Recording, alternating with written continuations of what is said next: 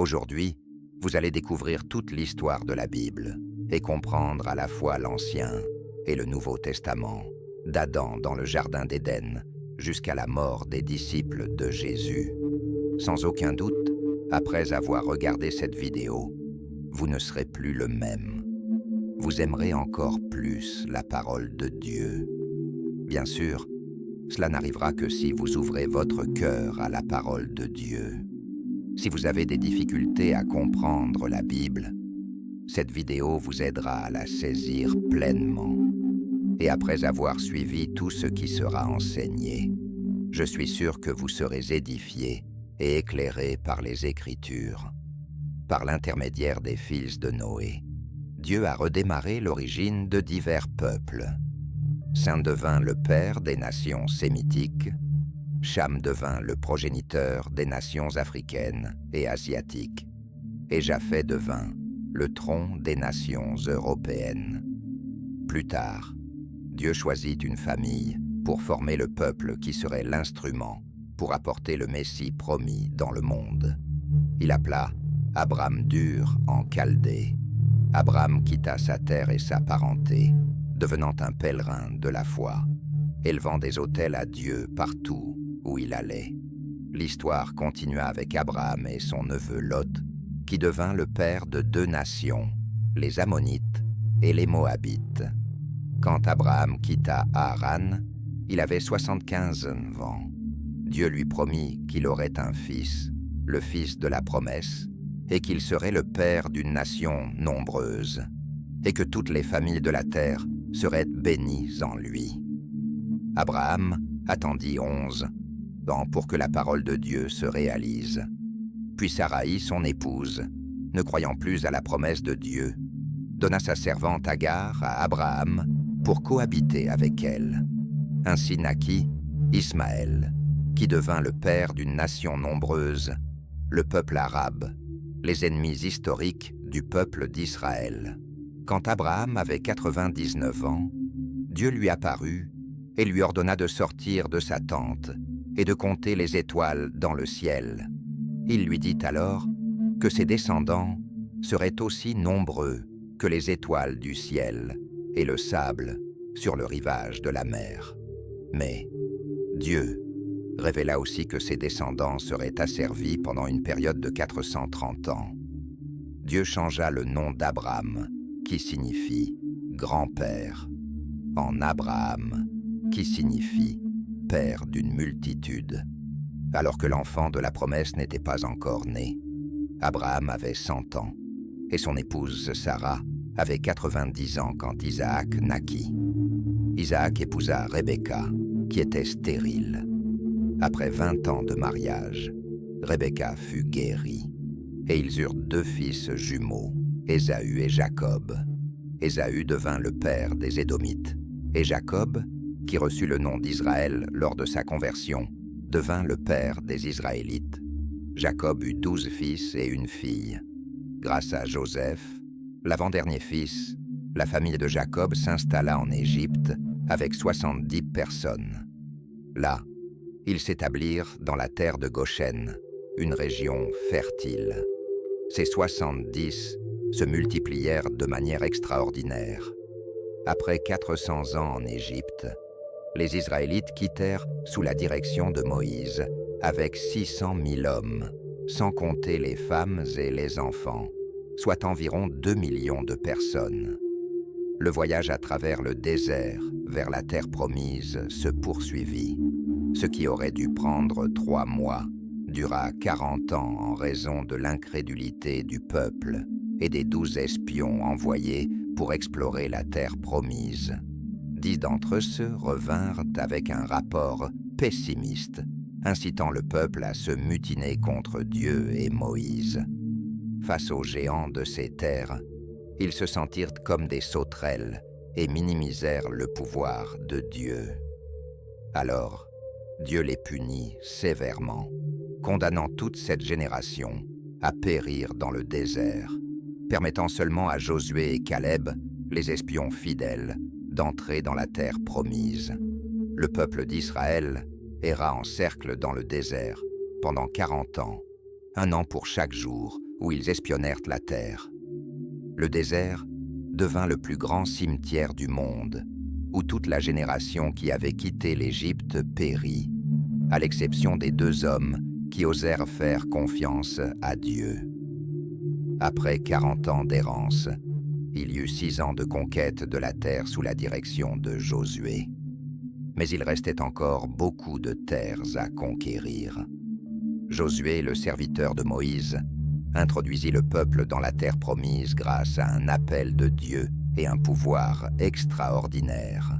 Après la mort de Josué, une longue période de 330 ans de gouvernement théocratique commença, connue sous le nom de période des juges. Ce fut une époque de grande instabilité spirituelle et de hauts et de bas dans la vie d'Israël. Durant l'époque des juges, le peuple faisait ce qui lui semblait juste à ses propres yeux. En raison de la dureté du cœur du peuple d'Israël, ils furent opprimés par de nombreux ennemis.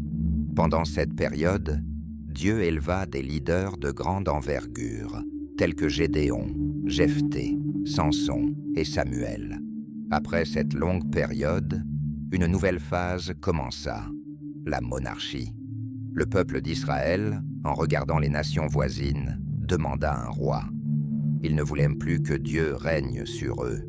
Samuel, le dernier juge, oignit alors Saül comme roi sur Israël. Saül régna pendant 40 ans. Il commença bien, mais finit mal. Il entama son règne avec humilité, mais succomba ensuite à l'orgueil, à la cruauté, et finalement à la rébellion et à l'apostasie. Après lui, David régna à sa place, également pendant 40 ans, transférant la capitale d'Israël de Hébron à Jérusalem. Son règne fut couronné de succès. David renforça son royaume et devint le roi le plus éminent d'Israël, accumulant richesses, conquérant des terres, vainquant des armées, marchant avec Dieu, étant un homme selon le cœur de Dieu. Bien qu'il ait gravement péché contre Dieu, sa famille et son peuple, il se repentit et fut pardonné par Dieu. De sa lignée vint le Messie. Après sa mort, son fils Salomon régna à sa place pendant 40 ans. Il demanda à Dieu la sagesse, et Dieu lui donna sagesse et richesse. Salomon devint un homme renommé en son temps, construisit le temple à Jérusalem et jouit de la paix durant son règne. Cependant, en raison de ses nombreuses épouses, son cœur fut corrompu. Ce n'est qu'à un âge avancé que Salomon se tourna vers Dieu et se repentit de son péché. Ainsi, nous avons eu 120 ans de royaume uni. Saül tomba dans les pièges de la sorcellerie, David dans le piège de l'adultère et Salomon dans les griffes de l'idolâtrie. Dieu accorda au peuple le désir d'avoir des rois. Mais le peuple dut souffrir les conséquences de ce choix imprudent. Après la mort de Salomon, le royaume se scinda parce que son fils, Roboam, refusa d'écouter la demande du peuple d'alléger les lourds impôts. Le luxe, l'éclat et la splendeur du gouvernement de Salomon furent soutenus par le dur labeur des travailleurs, étranglés par des impôts exorbitants. Ils profitèrent de la transition de pouvoir pour exiger des changements. Comme ils n'eurent pas de succès, ils ne purent s'aligner avec le nouveau roi. Ainsi, 10 des 12 tribus conspirèrent contre Roboam et suivirent un nouveau chef, Jéroboam, formant le royaume du Nord, dont la capitale devint Samarie. Le royaume du Nord dura 209 ans. Ce royaume eut 19 rois de 8 dynasties différentes. Aucun de ces rois n'était juste. Tous s'éloignèrent de Dieu et suivirent les voies de Jéroboam. Ce roi décida d'utiliser la religion à des fins politiques. Craignant que ses sujets ne se rendent à Jérusalem pour adorer dans le temple et ne soient attirés politiquement par les rois de Juda, Jéroboam Ier décida de construire des temples dans le royaume du Nord, à Béthel, Gilgal et Bersabée. Dans ces temples, il plaça un veau d'or et induisit le peuple à l'adorer comme s'il s'agissait de Dieu lui-même. Tous les 19 rois du royaume du Nord suivirent cette voie. Tous furent pervers et impies. Aucun ne chercha Dieu. À cette époque, le Seigneur suscita quelques prophètes pour dénoncer le péché des rois de la nation, des prophètes complaisants et des prêtres corrompus par l'argent. À cette époque, Dieu suscita les prophètes Amoun, Osée et Michée. Ils affrontèrent courageusement les déviations de la nation, du palais aux cabanes, des temples rivaux au commerce, des rues aux champs. Ils dénoncèrent la corruption politique et élevèrent leur voix contre la religion prostituée. Ils lancèrent l'accusation de Dieu contre les pouvoirs exécutifs et législatifs corrompus. Ils dénoncèrent l'injustice sociale et l'oppression économique. Ils appelèrent le peuple à la repentance, mais leurs messages tombèrent dans des oreilles sourdes. Pendant le règne d'Achab, par l'intermédiaire de sa femme Jézabel, la croyance pernicieuse en Baal, le dieu cananéen de la prospérité, se répandit dans tout Israël. À cette époque, Dieu suscita le prophète Élie pour démasquer cette divinité païenne et miner la crédibilité de l'abominable idole. Même dans ce royaume, Dieu appela Élisée pour remplacer Élie et accomplir un ministère prodigieux. Mais comme Israël refusait d'écouter la voix de Dieu, le Seigneur utilisa le langage du bâton et envoya l'Assyrie contre la nation d'Israël. L'Assyrie fut la verge de la colère de Dieu contre Israël, un empire expansionniste, guerrier et sanguinaire. Chaque fois qu'il conquit un peuple, il commettait des atrocités et des barbaries contre les vaincus, laissant des corps mutilés et empilant des têtes aux portes des villes conquises, soumettant les gens à la plus amère ignominie. Après avoir mené le peuple du Nord en captivité, le roi Sargonde II envoya un mélange d'autres peuples dans le pays d'Israël, formant là une grande mixité raciale. Il savait que cette action affaiblirait le potentiel d'existence d'un peuple.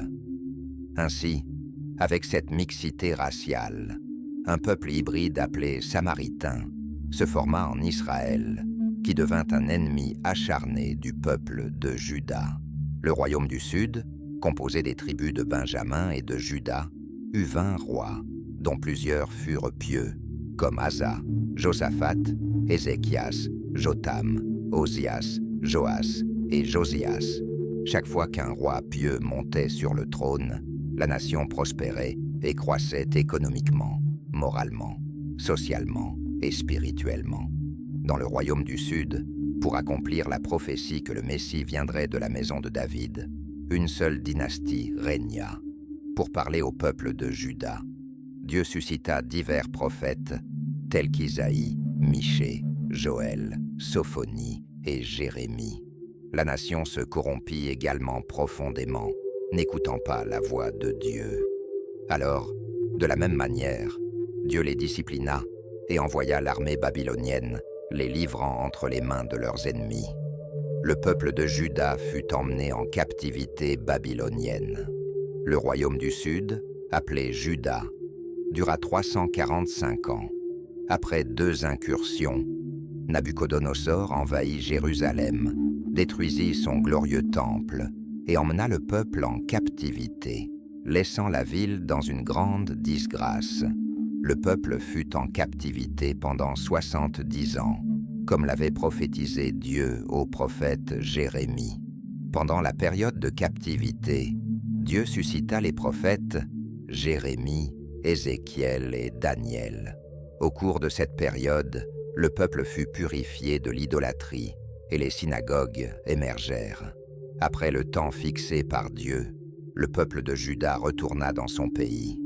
À cette époque, Babylone était déjà tombée entre les mains de l'Empire Mède-Perse.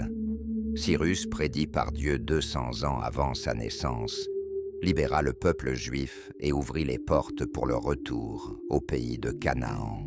Le peuple revint en 3 groupes, sous la direction de Zorobabel pour la reconstruction du temple, sous la direction d'Esdras pour l'enseignement de la loi, et sous la direction de Néhémie pour la reconstruction des murs. et la restructuration politique et spirituelle du peuple.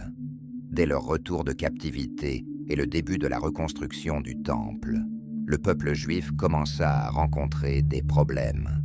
D'abord, les rusés samaritains voulurent se joindre à eux dans l'œuvre pour la déstabiliser. Comme leur proposition de partenariat fut rejetée, les Samaritains, dans une seconde phase, commencèrent à les menacer. Ensuite, les Samaritains écrivirent au roi Artaxerxès, accusant les Juifs de conspirer contre le royaume Mède-Perse.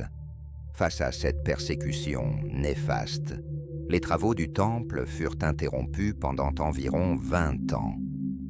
Pendant cette période, le peuple relâcha son zèle pour la maison de Dieu et commença à se concentrer sur ses propres affaires, construisant et embellissant ses propres maisons, au détriment de la maison de Dieu, qui restait en ruine. Pendant cette période, Dieu suscita les prophètes Agé et Zacharie pour appeler le peuple à la repentance. Le message de ces prophètes eut un effet rapide et profond. Le peuple se repentit et, avec enthousiasme, acheva la reconstruction du temple. Ensuite, il y eut un grand réveil spirituel, une réorganisation des familles et du sacerdoce et un retour sincère à Dieu. Environ 100 ans passèrent et une nouvelle génération émergea. Maintenant, le peuple continuait à fréquenter le temple et à offrir des sacrifices, mais n'honorait plus Dieu. Ils offraient des animaux aveugles, malades et boiteux comme holocauste, méprisant la table du Seigneur et la considérant profanée. Les prêtres se corrompirent et cessèrent d'enseigner la parole de Dieu au peuple. La famille fut profondément affectée. Les mariages commencèrent à s'effondrer, se terminant par des divorces. Le peuple ne croyait plus que Dieu était capable de les juger, alors ils relâchèrent leur pratique de rendre la dîme. Bien qu'ils continuassent à fréquenter le temple, ils étaient loin de Dieu. À ce moment-là, Dieu suscita Malachie pour appeler le peuple à la repentance. Ainsi s'est clôturé l'Ancien Testament, 400 ans avant Christ. Après le prophète Malachie, il y eut une longue période de 400 ans appelée la période interbiblique ou période de silence prophétique. Pendant ce temps, des livres religieux historiques non canoniques, les livres apocryphes, furent écrits. L'Ancien Testament fut également traduit de l'hébreu en grec, donnant naissance à la célèbre version appelée la Septante. L'empire Mède-Perse tomba devant l'empire grec. Alexandre le Grand, après avoir conquis des nations et des royaumes, mourut prématurément à 33 ans, en pleurant parce qu'il n'avait plus de terres à conquérir. Il étendit puissamment son empire, répandant la culture hellénistique et la langue grecque, qui serait plus tard extrêmement utile pour la rapide et illimitée diffusion de l'Évangile.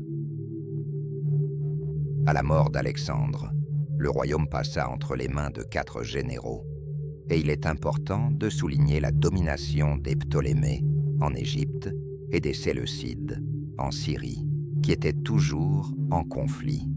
Israël fut tour à tour dominé par l'un puis par l'autre. À cette époque, Antiochos Épiphane outrageait les Juifs en sacrifiant un porc sur l'autel du temple de Jérusalem, ce qui était une abomination pour eux. Cet événement déclencha la guerre des Maccabées, remportée par Judas Maccabée après beaucoup de sang versé. Plus tard, en 63 avant Jésus-Christ, Pompée conquit Jérusalem, et les Romains commencèrent à dominer Israël. Hérode le Grand régna à sa place. Hérode le Grand fut un grand administrateur. Il agrandit et embellit le temple de Jérusalem, construisit le port de Césarée, ouvrant la voie au commerce international et facilitant les voyages des missionnaires à travers le monde. Il construisit la forteresse de Massada, ainsi que de nombreux palais et forteresses. Cependant, Hérode était un homme insécure et violent. La peur de perdre son trône le tourmenta toute sa vie.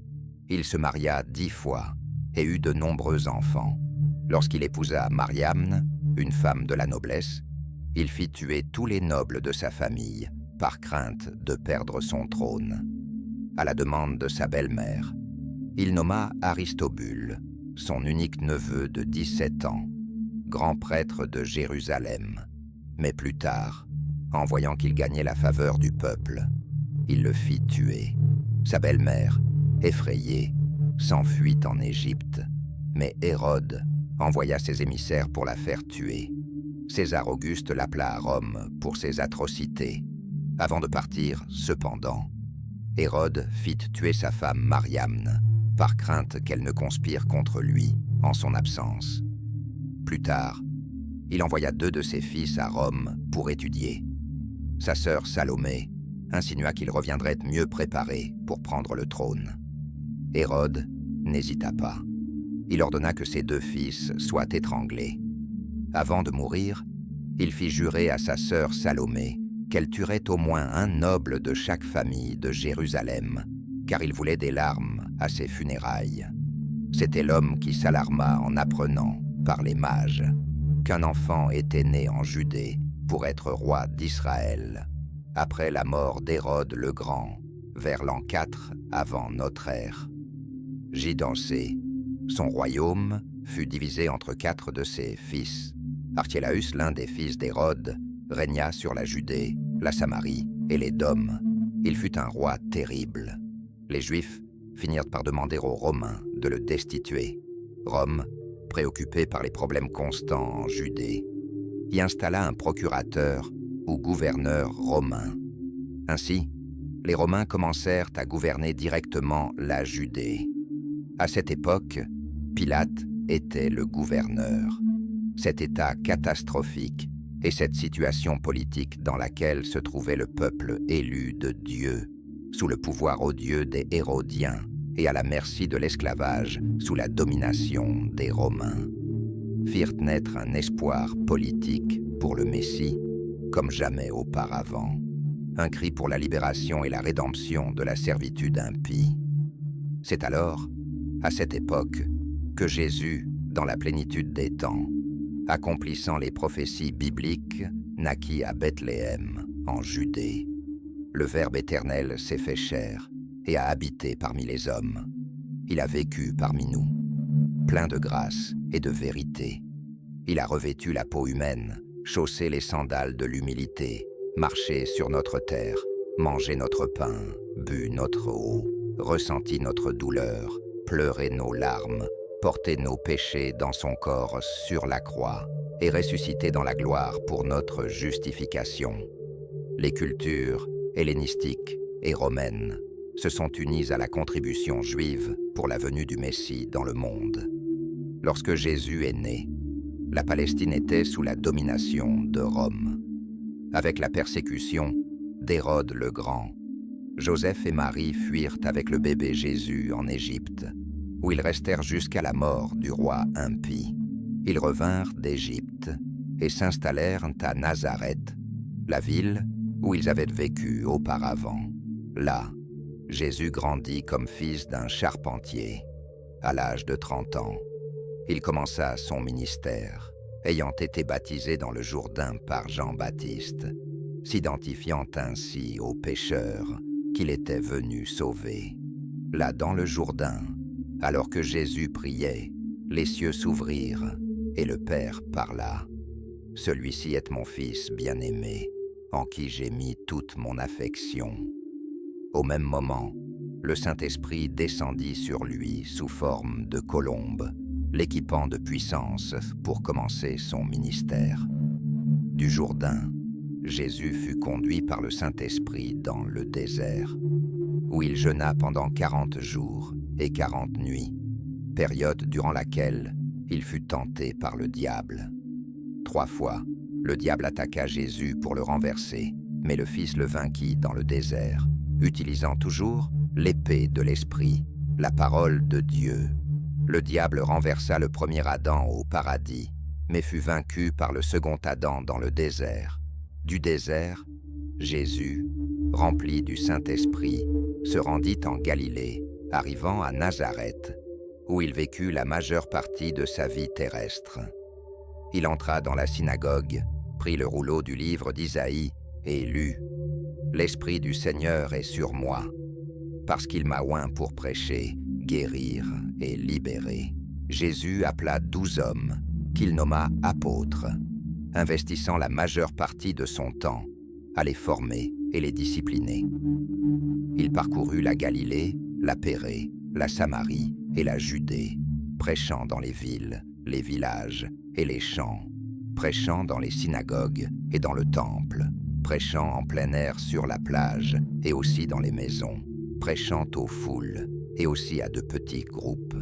Jésus allait partout, en faisant le bien et en libérant tous ceux qui étaient opprimés par le diable.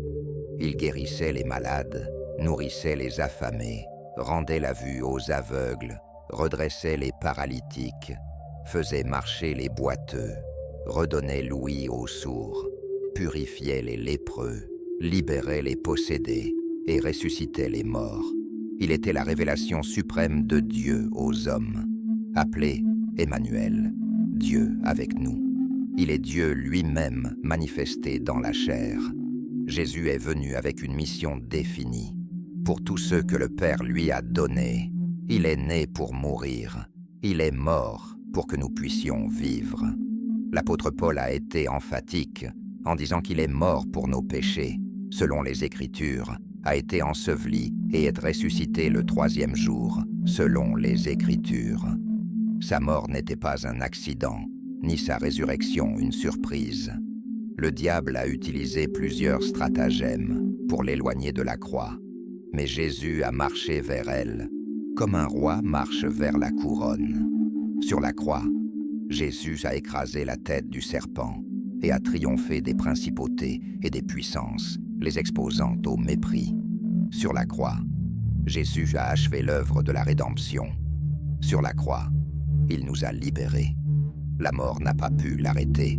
Le 3e jour, Jésus est ressuscité pour notre justification. Avant de monter au ciel, il a instruit ses disciples de rester à Jérusalem, attendant la promesse du Père jusqu'à ce qu'il soit revêtu de puissance.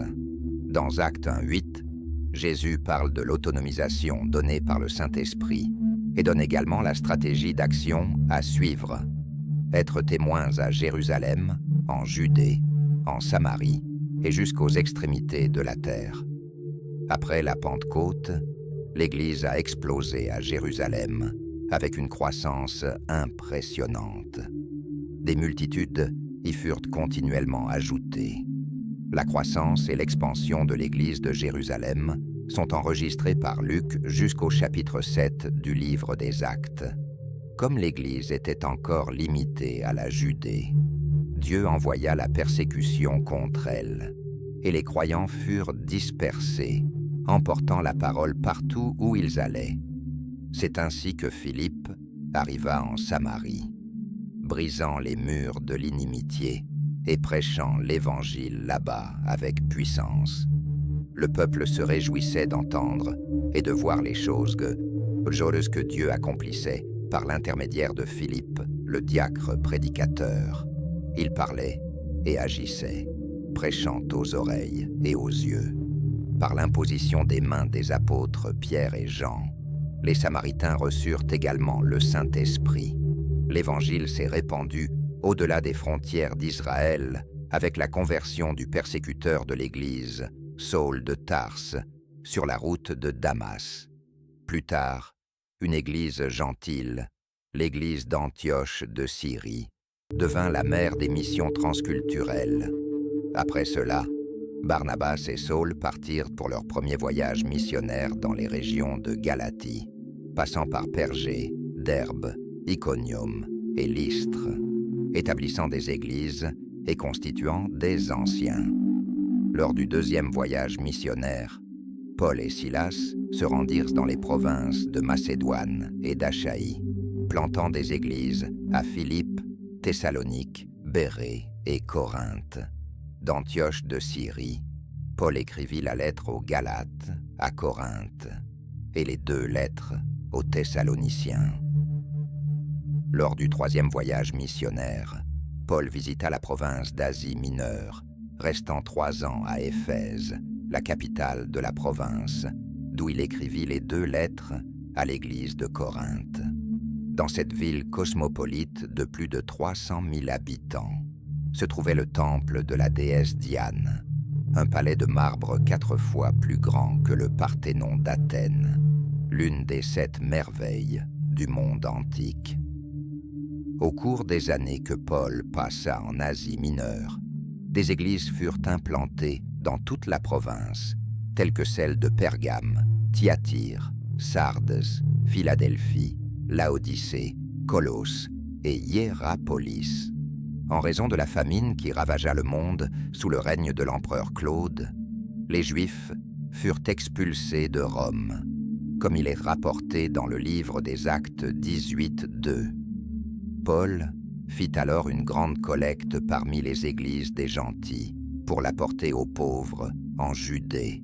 En embarquant pour Jérusalem, il informa les anciens d'Éphèse que ce qui l'attendait de ville en ville, c'était des chaînes et des tribulations. Cependant, il ne considérait pas sa propre vie afin d'accomplir son ministère de proclamation de l'évangile de la grâce de Dieu. Avant d'embarquer pour Jérusalem, il écrivit sa plus robuste épître, la lettre aux Romains, où il partagea son désir de visiter la capitale de l'Empire et de partager la parole avec l'Église pour être envoyé par elle en Espagne. Malgré l'apport d'une aide financière importante aux pauvres de Judée, Paul fut arrêté à Jérusalem et de là transféré à Césarée, où il fut accusé pendant 2 ans par les Juifs sous l'égide des gouverneurs Félix et Festus. Face à la tendance de Festus à le livrer au Sanhédrin, qui planifiait sa mort, Paul, utilisant les privilèges de sa citoyenneté romaine, choisit d'être jugé à Rome. Lors du voyage vers la capitale de l'Empire, il affronta un terrible naufrage. Le bateau se désintégra complètement, mais tous les passagers et membres d'équipage furent miraculeusement sauvés, comme Dieu l'avait promis à Paul. Sur l'île de Malte, où ils arrivèrent, une vipère mordit la main de Paul, mais Dieu neutralisa le venin mortel du serpent et utilisa même son serviteur pour guérir tous les malades de l'île. Ainsi, les Maltais envoyèrent Paul à Rome avec tous ses besoins pourvus. Il y resta emprisonné pendant 2 ans dans une maison louée. De là, Paul évangélisa la garde prétorienne, encouragea les croyants à travailler et écrivit des lettres aux Éphésiens, aux Philippiens, aux Colossiens et à Philémon. Après cette période, Paul fut libéré de prison et écrivit alors la première lettre à Timothée et la lettre à Tite. Mais à partir de l'an 64, la persécution de l'Église, au lieu d'être religieuse, devint politique. Et Paul retourna en prison, enfermé dans un cachot, une cave souterraine sombre, humide et insalubre. Le 17 juillet de l'an 64, la ville de Rome, comptant plus d'1 million d'habitants, fut incendiée. Néron, l'empereur, vêtu en acteur, monta au sommet de la tour de Mécène, d'où il observa le spectacle impressionnant des flammes dévorant la ville. Il y eut 7 nuits et 6 jours de feu. Quand les flammes s'éteignirent, 70% de la ville était détruite. Parmi les quartiers de Rome, 10 d'entre eux furent dévastés par les flammes. Les 4 quartiers densément peuplés de Juifs et de chrétiens donnèrent à Néron un alibi pour accuser les chrétiens de l'incendie de Rome. Une persécution brutale de l'Église commença alors.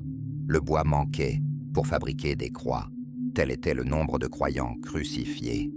Les croyants étaient attachés à des poteaux, couverts de pois et brûlés vifs pour éclairer les nuits de Rome. Ce fut un véritable massacre.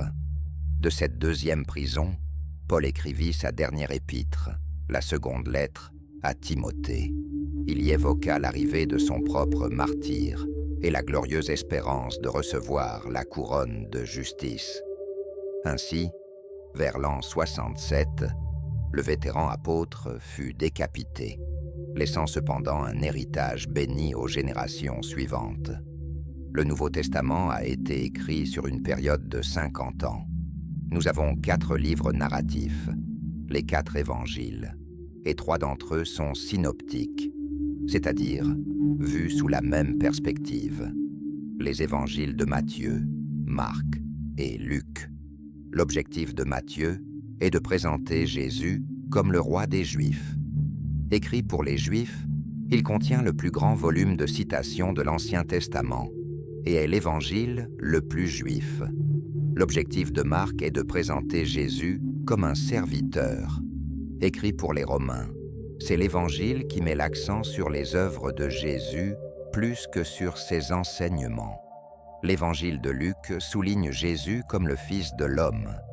Écrit pour les Grecs par un médecin gentil, historien et voyageur. Son objectif est de présenter le portrait de Jésus comme l'homme parfait. Par conséquent, Luc est l'évangéliste qui parle le plus de la vie de prière de Jésus et de son ministère accompli dans la puissance du Saint-Esprit. Jean, écrit à la fin du 1er siècle pour réfuter le gnosticisme, une hérésie pernicieuse qui niait la divinité de Christ, a une approche différente des autres. Il prouve que Jésus est véritablement Dieu et véritablement homme. Jean a sélectionné 7 miracles accomplis par Jésus et cette déclaration « Je suis », prouvant que Jésus est effectivement Dieu. Nous avons également les Actes des Apôtres, qui rapportent les faits relatifs à l'Église primitive, depuis sa naissance jusqu'à son expansion vers la ville de Rome. 3 églises ont mené cette avancée, Jérusalem, Antioche et Éphèse.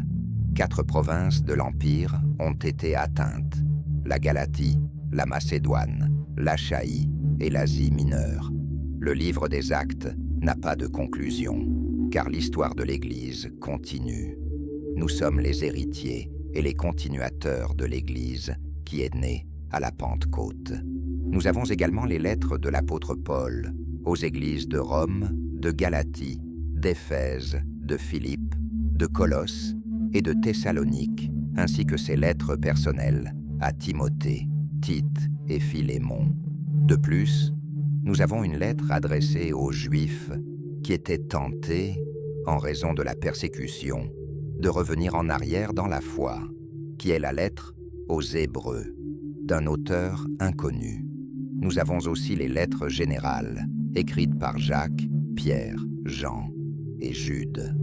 Enfin, nous avons un livre eschatologique, l'Apocalypse, qui raconte la victoire triomphale de Christ et de son Église, écrit par l'apôtre Jean sur l'île de Patmos vers l'an 96.